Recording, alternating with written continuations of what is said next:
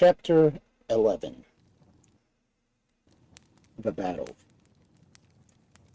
It was an awful sight to behold. When the Remora heard his name of the Firedrake, his hated enemy, he slipped with wonderful speed from the cleft of the mountain into the valley. On and on and on he poured over rock and tree, as if a frozen river could slide downhill. On and on, till there were miles of him stretching along the valley, miles of smooth-ribbed, icy creature crawling, slipping forwards. The green trees dropped their leaves as he advanced. The birds fell down dead from the sky, slain by his frosty breath. But fast as the Remora stole forward, the Firedrake came quicker yet, flying and clashing his fiery wings. At last they were within striking distance. The Firedrake, stooping from the air, dashed with his burning horns and flaming feet slap into the body of the Remora. Then there rose a steam so dreadful, such as a white yet fiery vapor of heat, that no one who had not the prince's magic glass could have seen what was happening. With horrid grunts and roars, the Firedrake tried to burn his way right through the flat body of the Remora and chase him to his cleft in the rock. But the Remora, hissing terribly and visibly melting away in places, yet held his ground, and the prince could see his cold white folds climbing slowly up the hoofs of the Firedrake, up and up till they reached his knees, and the great burning beast roared like 100 bulls in pain. Then up the Firedrake leaped, and hovering on his fiery wings, he lighted in the midst of the Remora's back, and dashed with its horns. But the flat, cruel head writhed backwards, and slowly bending over itself, the wounded Remora slid greedily to fasten again on the limbs of the Firedrake. Meanwhile, the prince, safe on his hill, was lunching on the loaf and the cold tongue he had brought with him. "Go for it, Remora! Get it, Firedrake! You're gaining! Give it to him, Remora!" he shouted in the wildest excitement. Nobody had ever seen such a battle. He had it all to himself, and he never enjoyed anything more. He hated the Remora so much that he almost wished the Firedrake could beat it, for the Firedrake was a more natural beast of the pair. Still, he was alarmed when he saw that the vast flat body of the Remora was now slowly coiling backwards and backwards into the cleft below the hill, while the thick wet mist showed how cruelly it had suffered. But the Firedrake, too, was in an unhappy way, for his legs were now cold and black. His horns were black also, though his body, especially near his heart, glowed still like red-hot iron. "Go for it, Remora!" cried the prince. "His legs are giving way. He's groggy in his pins. One more effort, and he won't be able to move."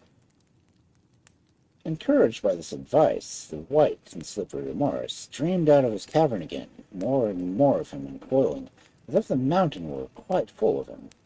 He had lost strength, no doubt, for the steam and the mist went up from him in clouds, and the hissing of his very angry voice grew fainter, but so did the roars of the Firedrake. Presently they sounded more like groans, and at last the Remora slipped his legs above his knees and fastened to his very heart of fire. Then the Firedrake stood, groaning like a black bull, knee-deep in snow, and still the Remora climbed and climbed. "Go it now, Firedrake!" shouted the prince, for he knew it was the Remora won. It would have been too cold for him to draw near the place, and cut off the Firedrake's head and tail. "Go it, Drake! He's slacking!" cried the prince again. And the brave Firedrake made one last furious effort, and rising on his wings, dropped just on the spine of the enemy. The wounded Remora curled back his head again on himself, and again crawled, steaming terribly towards his enemy. But the struggle was too much for the gallant Remora. The flat, cruel head moved slower, and the steam from his 1,000 wounds grew fiercer, and he gently breathed his last, just as the Firedrake, too, fell over and lay exhausted. With one final roar, like the breath of 1,000 furnaces, the Firedrake expired. The prince, watching from the hilltop, could scarcely believe that these two awful scourges of nature, which had so long devastated his country, were actually dead. But when he looked over half an hour, and only the river ran where the Remora had been, while the body of the Firedrake lay stark and cold, he hurried to the spot. Drawing the sword of sharpness, he hacked off with 2 blows the iron head and the tail of the Firedrake. They were a weary weight to carry, but in a few strides of the shoes of swiftness he was back at the castle, where he threw down his burden, nearly fainted with excitement and fatigue. But the castle clock struck 7:30. Dinner was at 8, and the poor prince crawled on hands and knees to the garret, where he put on the wishing cap and wished for a pint of champagne, a hot bath, and his best black velvet and diamond suit. In a moment these were provided. He bathed, dressed, and drank the glass of wine. He packed up the head and tail of the Firedrake, and sat down on his fine carpet, and knocked at the door of the English ambassador as the clocks were striking 8 in Blackstone. Punctuality is the politeness of princes, and a prince is polite when he is in love. The prince was received at the door by a stout porter and led into the hall where several butlers met him, and he laid the mortal remains of the Firedrake under the cover of the fine carpet. Then he was led upstairs, and he made his bow to the pretty lady, who, of course, made him a magnificent curtsy. She seemed prettier and kinder than ever. The prince was so happy that he never noticed how something went about the dinner. The prince was so happy that he never noticed how something went wrong about the dinner.